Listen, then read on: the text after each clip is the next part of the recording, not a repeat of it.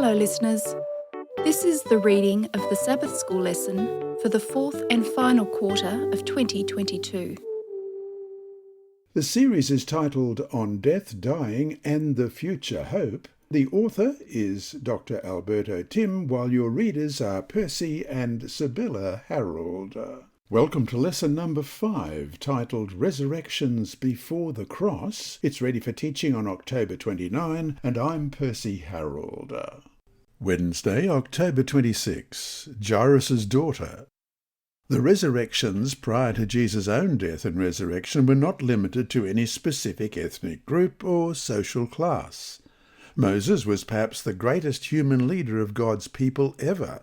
We read that in Deuteronomy 34, verses 10 to 12. But since then, there has not risen in Israel a prophet like Moses, whom the Lord knew face to face. In all the signs and wonders which the Lord sent him to do in the land of Egypt, before Pharaoh, before all his servants, and in all his land, and by all that mighty power and all the great terror which Moses performed in the sight of all Israel. By contrast, the poor Phoenician widow was not even an Israelite, as we read in 1 Kings 17, verse 9. Arise, go to Zarephath, which belongs to Sidon, and dwell there. See, I have commanded a widow there to provide for you.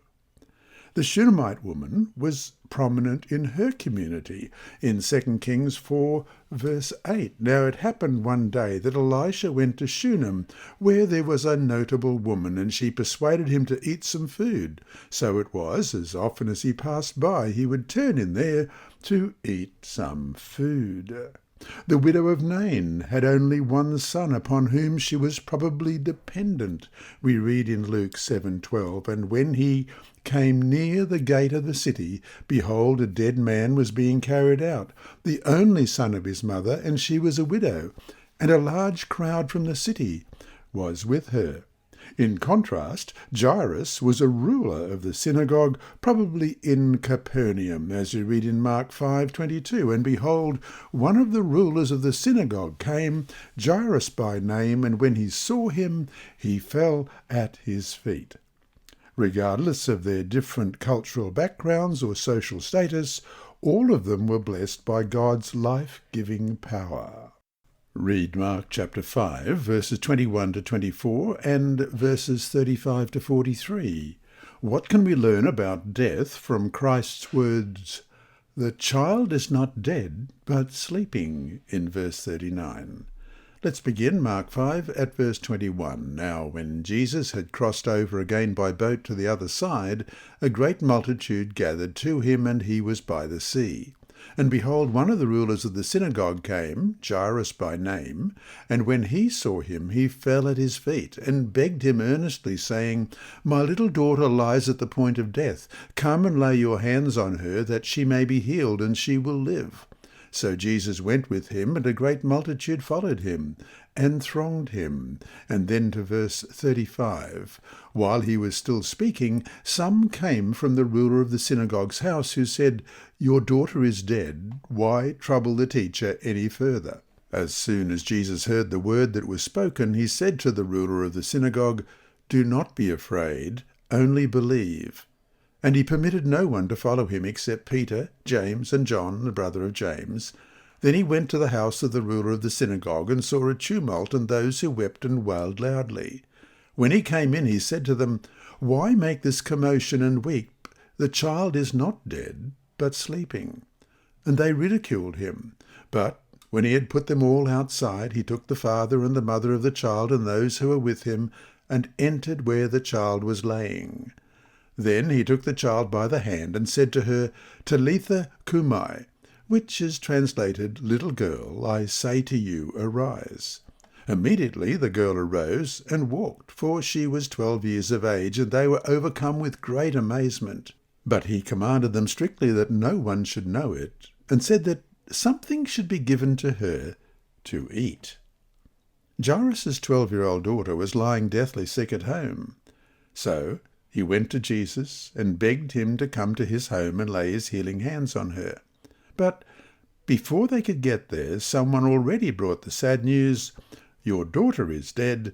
Why trouble the teacher any further?" Then Jesus said to the grieving father, "Do not fear, only believe." Indeed, all the father could do was totally trust in God's intervention. Arriving at the house, Jesus said to those who gathered there, "Why do you make a commotion and weep? The child is not dead, but sleeping."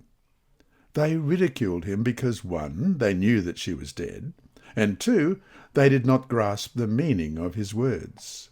We read in the Seventh-day Adventist Bible Commentary, Volume 5, page 609, the comforting metaphor by which sleep stands for death seems to have been Christ's favourite way of referring to this experience. Death is a sleep, but it is a deep sleep from which only the great life-giver can awaken one, for he alone has the keys to the tomb. End of quote. After the resurrection of this girl, those who saw it were overcome with amazement in Mark 5:42. No wonder, for now death is final, absolute, and seemingly irreversible. To have seen something like this with their own eyes surely must have been an amazing, life-changing experience. And so to finish today, Jesus' words, "Do not fear, only believe," in Mark 5:36, are still meaningful for us today. How can we learn to do that even amid fearful situations, which are the most important times to keep believing? This lesson was read by Dr. Percy Harrold for Christian Services for the Blind.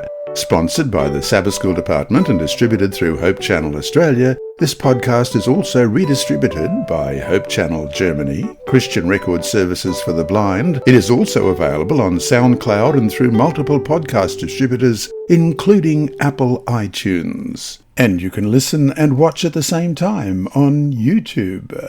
Remember, God is always faithful.